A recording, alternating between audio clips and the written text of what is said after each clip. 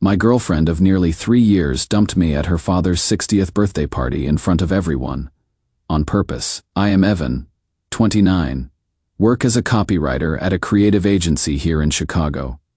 My now ex-girlfriend Marissa is 27 and does event planning for luxury brands. She also has this influencer thing going on the side, always chasing the perfect aesthetic for her Instagram. We met through mutual friends at one of those networking happy hours that nobody actually wants to attend. And honestly, those first few months were great. She was fun and spontaneous in ways I am not naturally wired for, and I think I grounded her when she needed it. Here is the thing though. About 8 months ago, Marissa reconnected with her ex Zach. He is this freelance travel photographer, the kind of guy who posts sunset shots from Bali with captions about living authentically. Marissa said they were just collaborating on mood boards for her events, that his eye for composition would elevate her brand. I didn't love it, but I trusted her. I helped her build that brand from scratch, designed her website, sat with her through contract negotiations. When clients tried to lowball her, I believed in what we were building together. Then the comparisons started. Little comments at first. Zach would have made this dinner reservation more spontaneous. Zach knew how to really live instead of just planning everything to death. Every time I brought up how uncomfortable this was making me, she had flipped it back. I was being insecure. I was too sensitive. I was trying to control her creative process. So I backed off because the last thing I wanted was to be that boyfriend. 2 months ago, I got offered a position at a top agency in New York. Better title, significant raise, the kind of opportunity you don't turn down. But Marissa begged me not to take it. She cried and said she couldn't build her life if I abandoned her, that everything we had worked toward would fall apart, so I stayed. I literally emailed them the next day and declined. Told them I had personal commitments in Chicago I couldn't walk away from. Fast forward to 3 weeks ago. Her dad's birthday party, this beautiful rooftop venue downtown that Marissa had planned herself. All her family, her clients, co-workers, basically everyone in her professional and personal orbit. About an hour in, she pulls me aside near the bar area where at least a dozen people are standing around. She is smiling. But it is this cold smile I have never seen before. She says, and I quote, because these words are burned into my brain, Zach and I are reconnecting. You are sweet, Evan, but you are not passion. You are a placeholder. I will forget you in a week. She said it loud enough that her sister turned around. Her father, who was mid-conversation with a business partner, just froze. A few of her co-workers exchanged these horrified glances. I could see her trying to gauge my reaction, like she wanted me to make a scene, like this was some kind of dramatic movie moment she was directing. I didn't give her that satisfaction. I just looked at her and said, noted. Then I walked out of that rooftop party, got in my car, and drove home to the apartment we shared. I want to say I fell apart, but honestly I just went numb. Spent that whole night packing my essentials while she was presumably still at the party celebrating her liberation or whatever. By Sunday afternoon I had moved everything into a storage unit and crashed at a friend's place. By Monday, I had emailed that New York agency asking if the position was still open. By some miracle it was. They had been having trouble finding the right fit. I blocked Marissa on everything, removed myself from our shared financial planning apps and accounts. 10 days after that rooftop disaster, I was on a plane to New York with my entire life in 4 suitcases. People keep asking me if I am okay, and honestly, I don't know yet. Part of me feels like I dodged something, but another part keeps replaying every moment wondering where I missed the signs. Reddit. Was I really just a placeholder? Did I waste 3 years of my life? Update 1, it has been 6 weeks since I posted, and the messages I got here actually helped more than I expected. A lot of you said to focus on myself and let karma handle the rest, so that is what I have been trying to do. I am not going to lie though. Some pretty wild stuff has happened that I need to share because it is honestly validating in ways I didn't expect. New York has been good for me. The agency job is intense, but in the best way possible. I am working on campaigns that are actually getting attention. Real buzz in the industry. My creative director pulled me aside last week and said I am doing work that feels urgent and alive, which is apparently the highest compliment he gives. Outside of work, I joined this creative studio collective in Brooklyn where designers and writers collaborate on experimental projects. It is helping me remember why I got into this field in the first place. I also started therapy, which I probably should have done years ago. My therapist has this way of asking questions that make me realize how much I was accommodating and excusing. Like when Marissa would criticize my lack of spontaneity, but then expect me to handle all the practical planning and financial stability. Or how she would dismiss my feelings but expect complete emotional support for every minor setback in her business. I am starting to see the whole relationship differently now. And honestly, it is a relief mixed with anger. I didn't know I was carrying.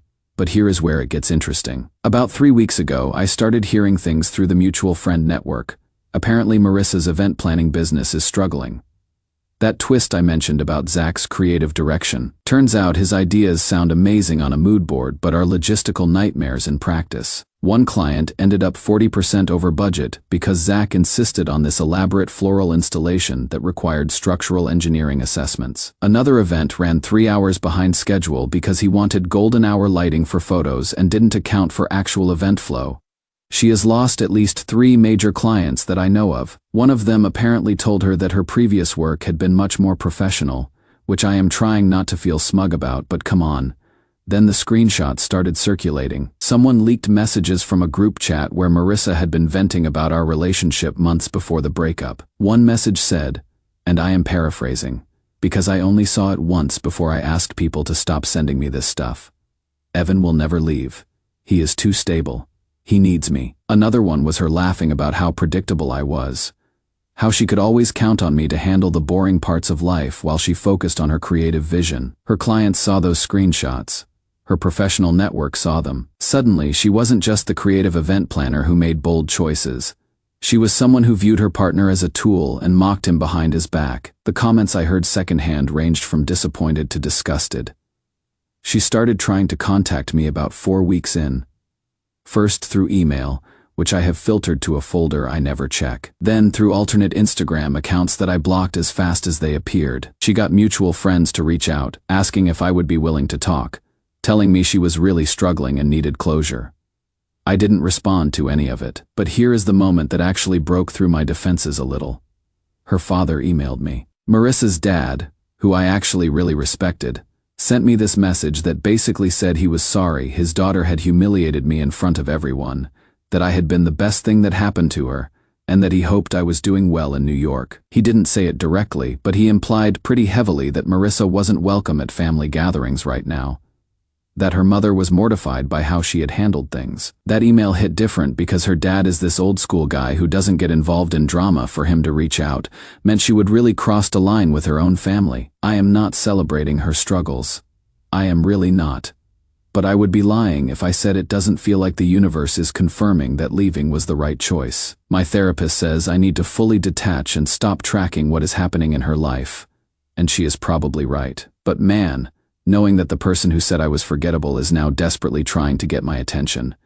That does something for the ego. I am not going to pretend it doesn't. I am in a better place. Actually better, not just saying it. And I am going to keep building from here. Update 2: Marissa's situation has completely collapsed. I am getting this information against my will at this point because people keep reaching out. But here is the sequence of events. Remember Zach, the spontaneous photographer ex she left me for? Turns out he was running the same playbook with multiple women. While he was doing these creative collaborations with Marissa, he had an actual girlfriend in Seattle and another woman in Portland.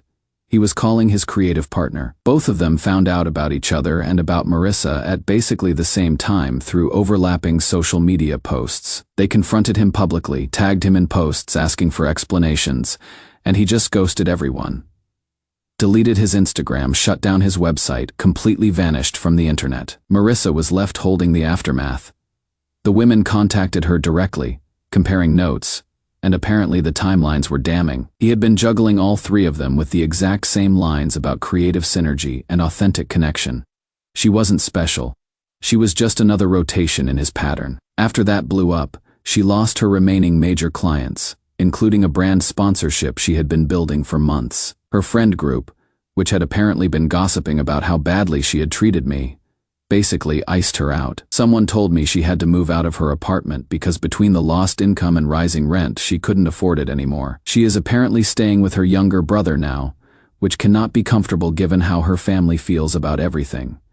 Then the stalking behavior started. About 6 weeks ago, she showed up at my old office in Chicago, crying and asking the receptionist if anyone knew how to reach me.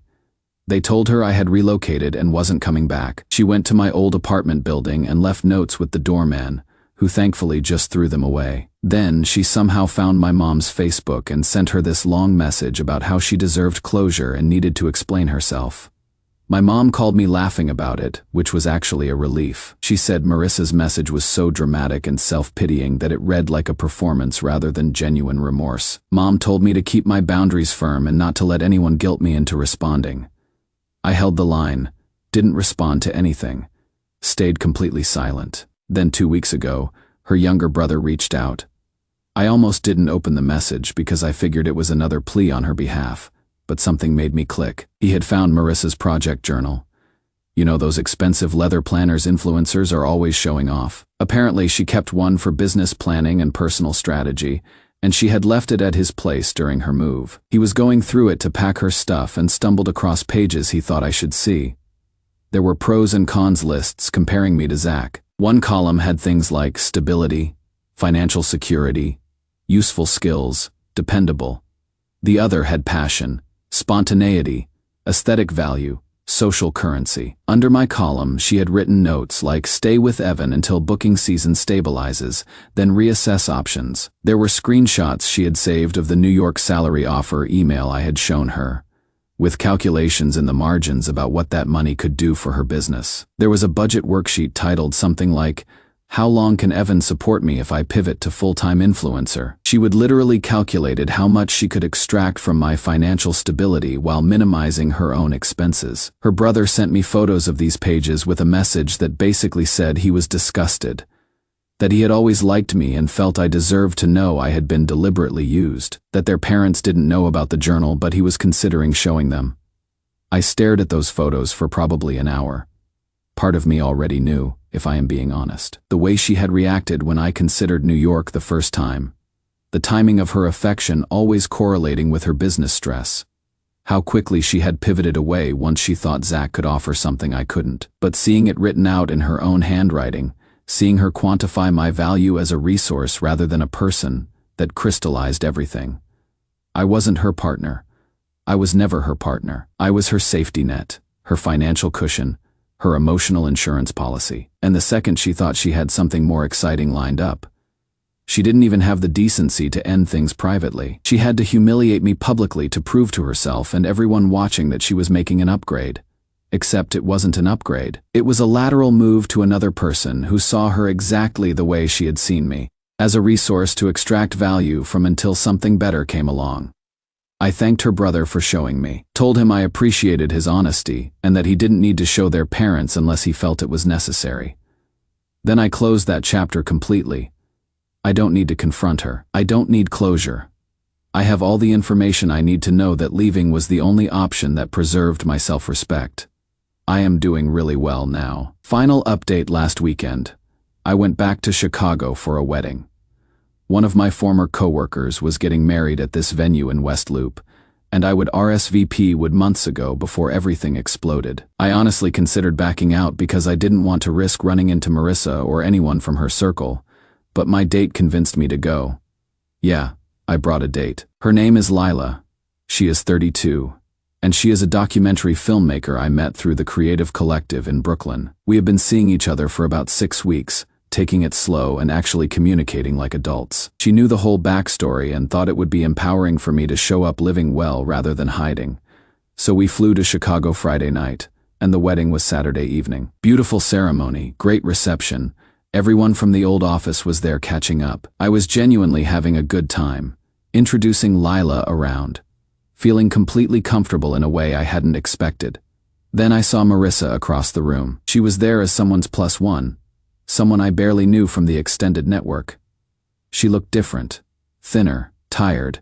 Her hair wasn't styled with the usual perfection she insisted on. She was wearing a dress I recognized from 2 years ago, which for someone who prided herself on always having the latest aesthetic was telling. She spotted me at the same moment. I watched her face go through this whole journey of shock, panic, hurt, and then something like desperate determination. Before I could even process what was happening, She was walking over. Lila squeezed my hand once and then gracefully stepped away toward the bar, giving me space, but staying within eye line. I appreciated that instinct, that trust. Marissa stopped about 2 feet away from me. Up close, I could see she had been crying recently. Her makeup was covering it, but not well, she said. "Evan, please, I need to talk to you. I ruined everything. Zach screwed me over completely. My career is falling apart. My family barely speaks to me. I see now that you were the one who actually mattered. You were the real thing, and I threw it away for nothing." She reached for my arm, but I stepped back. People around us were starting to notice. A few former co-workers were definitely watching. I could see someone whispering to their date, probably filling them in on the history. I took a breath and said, very calmly, "You told me at your dad's birthday that you would forget me in a week. Turns out that is exactly how long it took me to forget the person you pretended to be." Her face crumpled. "That is not fair. I was confused and scared, and Zach was manipulating me into thinking I needed something you couldn't give me. I made a mistake. Don't you believe in second chances? I believe you showed me exactly who you are when you humiliated me in front of everyone you knew. I believe you used me for 3 years while keeping an exit strategy in your back pocket, and I believe you are only here now because your backup plan didn't work out." Someone behind us gasped quietly. Marissa's face went red, then pale. She opened her mouth to respond, but before she could, another woman walked past us. It was one of Zach's other women, the Seattle girlfriend, who apparently had mutual connections to the wedding party. As she passed Marissa, she paused and said, not loudly, but clearly enough for those nearby to hear, "He didn't choose you. He just rotated you." Then she kept walking toward her table like she had just commented on the weather. Marissa made this sound that was half sob, half gasp. She looked around wildly like she was searching for someone to defend her or console her, but her +1 had apparently abandoned ship during the confrontation. The few people watching had these expressions ranging from awkward sympathy to barely concealed satisfaction. Nobody moved to comfort her. She looked back at me one last time, mascara starting to run despite her efforts, and whispered, "I really did love you." I didn't argue with her, just said, "Maybe you did, in the only way you know how, but that is not enough, and it is not my problem anymore." She turned and basically fled the reception. I heard later she left entirely, didn't even wait for her +1 to take her home. Someone said she called a rideshare while crying in the venue's lobby. Lila came back over once Marissa was gone. She didn't ask what happened, just handed me a drink and stood next to me until my hands stopped shaking. We stayed for another hour, danced a little, said goodbye to the couple, and left on good terms with everyone. On the flight back to New York the next morning, Lila asked me if I felt closure now. I thought about it and realized I already had closure before the wedding. Seeing Marissa just confirmed what I had already accepted, that some people only value you when they are losing you, and that is not love. I got promoted last week. Creative director, significant raise. My own team. The campaigns I have been working on are getting industry recognition. I am living in Brooklyn with a view of the skyline. I have friends who actually respect me, and I am dating someone who treats emotional honesty like a basic requirement instead of an inconvenience. Marissa once said I was forgettable. Turns out the only thing forgettable was her version of love. The real thing, the thing I am building now with people who value me, that is what actually lasts.